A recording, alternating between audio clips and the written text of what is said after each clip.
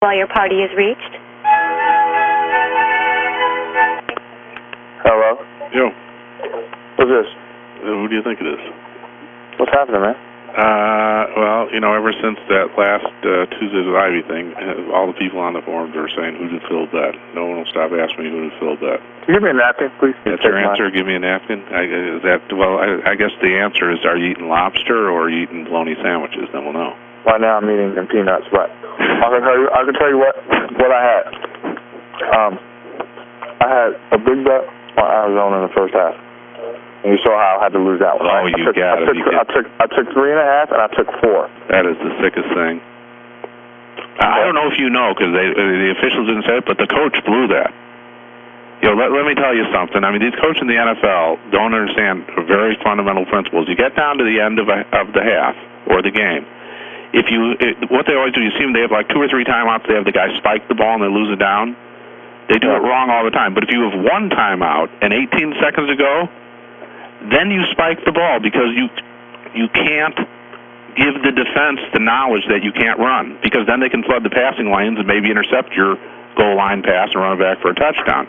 That was a 14-point coaching error. That's what happened there.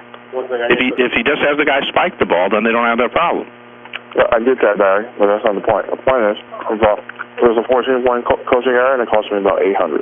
That's just sick. That was ridiculous. Gotcha. Oh, that one.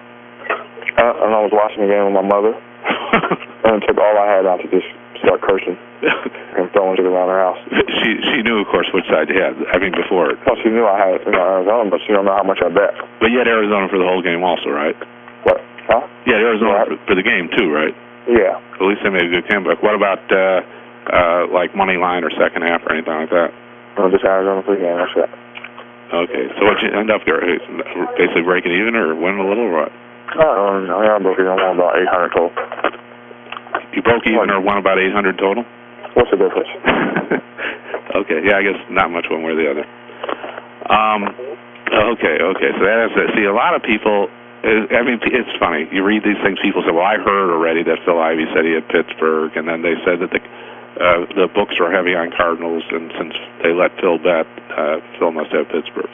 I actually thought you did have Pittsburgh, you know, even though you didn't tell me. So that's good. Well, I feel better about that. Of course I didn't tell you.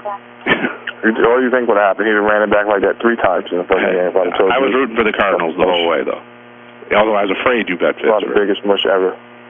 Yeah.